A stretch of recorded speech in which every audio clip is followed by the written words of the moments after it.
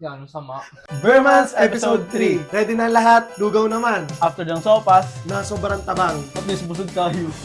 Busog. Pero nagtae ako.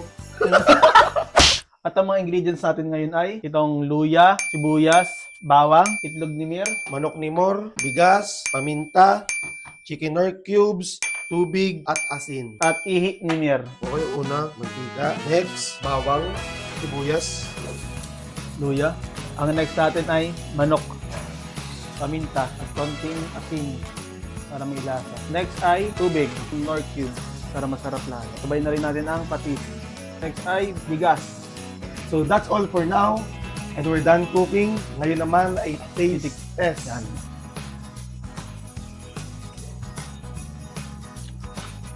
Parang, Ang alat. ulat. Lasang pawis mo.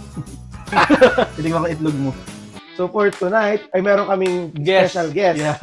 na titikim din ng aming luto. Pasok! Guys, si Ian Gasa. Please welcome. Ito ang gawin.